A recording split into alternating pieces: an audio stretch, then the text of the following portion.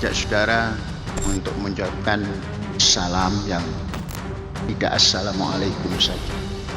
Sambil kita bernyanyi, kita ucapkan pada sahabat kita Avenu Shalom Aleichem dalam bentuk bernyanyi.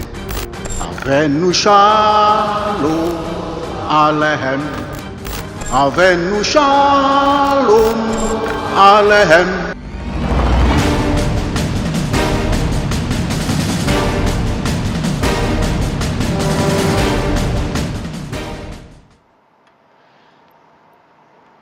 Selamat malam pemirsa, apa kabar Anda? Saya Dwi Anggia kembali hadir ke hadapan Anda di Dua Sisi malam hari ini.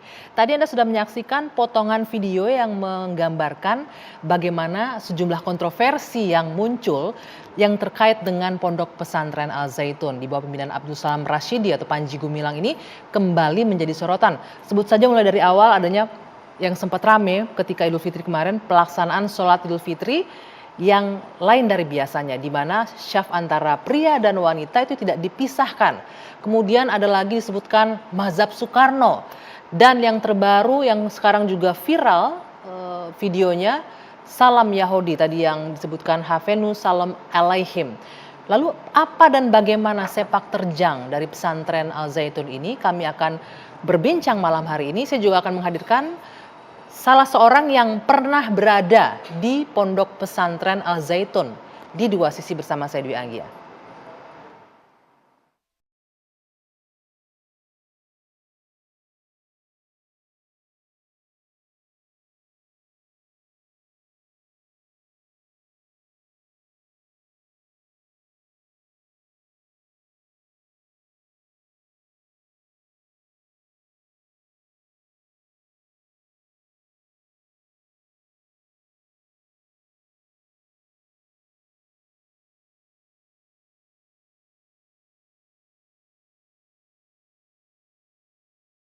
Avenu Shalom Aleichem, Avenu Shalom Aleichem, Avenu Shalom Aleichem, Avenu Shalom Shalom Shalom Aleichem, Avenu Shalom.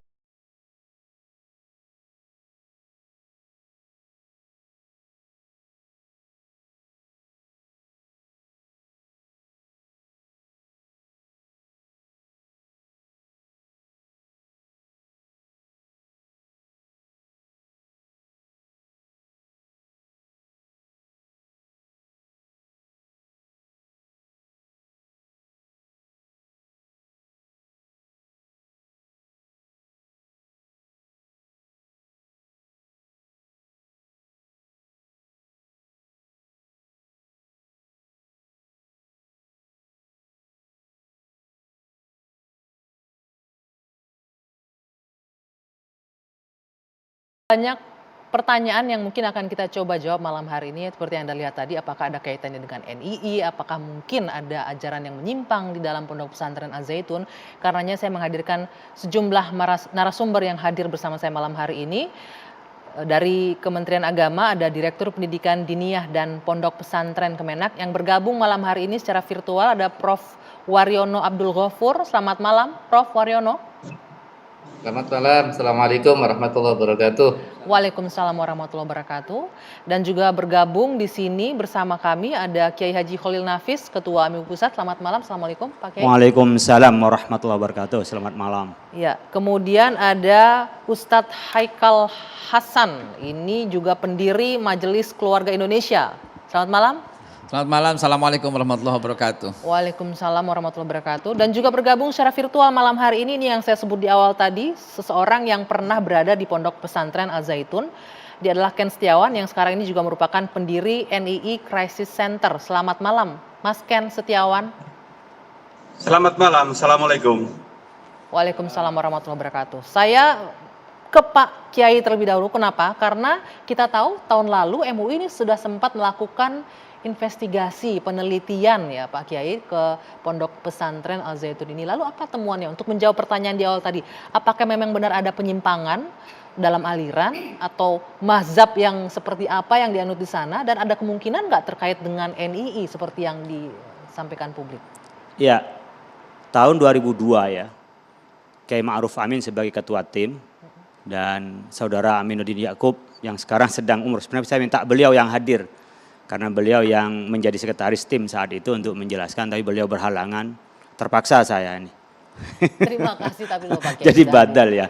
Jadi di dalam kajian kita yang saat itu dilakukan tahun 2002 menemukan ada secara historis kepemimpinan dan finansial hubungannya dengan NII. Oke. Nah, itu kita sebut dengan NII KW 9 ya. Kalau Kartosuwiro itu kan KW yang pertama, ada Neo NII, meskipun pecahannya menjadi banyak sebenarnya di NII KW 9 ini dan KW yang lain ya, dengan NII yang lain. Kemudian memang di pahamnya itu ada 3 yang menonjol, ada indikasi temuan kesesatan itu. Pertama berkenaan dengan penafsiran di dalam Al-Quran. Maka ketika menafsirkan yafsahillahu lakum itu, fafsahu yafsahillahu lakum, berkenaan dengan kita bagaimana merenggangkan. Kalau tafsir kita itu kan majlis Rasulullah. Ya. Tetapi dia menafsirkan menjadi dalam sholat. Padahal ketika bicara aqimus sholat, kemudian Nabi mengatakan shollu kama ra'aitumuni usolli, sholat seperti saya sholat, maka sholatnya ngikutin Rasulullah. Ya, sawu sufufakum, kan fa inna taswiyata sufufi min tamamis sholat. Jadi bagian dari merapatkan wasadul khalal. Jadi jangan sampai ada khalal, ada jarak di situ ya. Itu yang diajarkan oleh Rasul. Bahkan ada yang mengatakan ulama wajib merapatkan shaf itu. Meskipun ada yang mengatakan itu sunnah. Sementara dia menggunakan tafsir itu dengan tafsir majlis Rasulullah, yang itu sebenarnya ketika Rasulullah punya majlis, jadi ayat itu turun ada 2 pendapat. Yang pertama turun pada saat Nabi ada di Suffah, masjidnya kecil, kemudian Nabi itu ada di majelis, kemudian Nabi mengatakan silahkan dibagi dengan orang yang baru datang, ada ahli Badar yang dihormati oleh Nabi, karena mereka sepertinya kecut, maka kemudian turunlah ayat itu, fafsahu yafsahillahu lakum, luaskan. Nah, Pak Kiai, saya potong. Ini kalau kita lihat di layar, inilah ya salah penafsiran tadi yang bilang ya. Malah dia safnya dipisahkan jauh-jauh, berjarak. Kemudian ada perempuan dicampur juga tuh Pak Kiai. Kita lihat perempuan, ada wanita di depan juga. Iya, Nabi kan menyampaikan bahwa memang sebaik-baik kita kalau dalam sholat itu laki-laki yang ada di depan. Sebaik-baiknya perempuan di belakang. Tapi sebaliknya seburuk-buruk di dalam sholat itu ketika perempuan ada di depan. Memang ini bukan bagian dari sah dan tidaknya sholat, tapi bagian dari kesempurnaan sholat. Tetapi kita ingin menarik tadi dari penafsiran hadis dan Al-Quran yang memang menyimpang dari mainstream. Itu yang pertama. Kalau tidak mengatakan menyimpang dari mainstream, tidak pernah dikatakan oleh ulama terdahulu, baik ahli tafsir maupun ahli fikih. Nggak ada yang menafsirkan seperti ini. Maka temuan MUI bahwa ada tafsir yang berbeda itu bisa dirasakan dan bisa dilihat sekarang ini. Yang kedua berkenaan dengan konsep zakat, pengumpulan dananya. Dari beberapa pola yang ada, prinsip-prinsip di dalam NII itu ada pengumpulan dana, yang pengumpulan itu seperti memaksa kepada mereka untuk kepentingan pendirian itu. Dan memang kalau kita melihat juga diantaranya di dalam temuan tahun 2002 itu yang bisa saya kutip, di dalam pendermaan dari zakat fitrah umpamanya itu menjadi bangunan, kemudian dari umpamanya dari korban itu jadi bangunan dan seterusnya. Karena memang berbedaannya antara dulu NII era awal dan NII KW 9 ini terletak, kalau dulu bersenjata, sekarang ini memang bermainnya di pendidikan dan biasanya sembunyi-sembunyi. Itu yang dilakukan. Sehingga kalau bisa kita nunggu dari MUI sudah mengeluarkan dari 2002, jadi ada. Meskipun sekarang diterusin lagi, saya terus aja. Sekarang terusin lagi. Apa kejanggalan yang sebelum saya ke Pak Dir kita? Tadi kan ada 3 kejanggalan, tanda-tanda sesatnya itu. Iya. Penafsiran, konsep zakatnya, Kemudian mereka juga berkenaan dengan konsep nubuahnya juga, dengan kenabiannya juga yang ada pada mereka. Bahkan ada keyakinan diantaranya di Neo NII ini adalah yang mereka tidak mewajibkan sholat. Ada juga yang tidak mewajibkan itu. Jadi sebenarnya kalau dalam kriteria sesat ada di MUI 10 itu, kita kan berkenaan dengan bagaimana sholat itu sesuai dengan yang diajarkan oleh Rasulullah, kemudian juga zakatnya, kemudian menafsirkan Al-Quran sesuai dengan petafsiran yang mainstream itu. Nah, ini adalah hasil temuan MUI di tahun 2002, sudah lama sebenarnya ya. Tapi mengapa kemudian dengan adanya, boleh saya bilang ada fatwa sesat terjadi di situ Pak Kiai ya? Ya, kita kan memberikan kajian dan kalau di MUI dulu memang rekomendasinya karena ini menyangkut banyak umat, meminta kepada pemerintah untuk dibina dan diluruskan.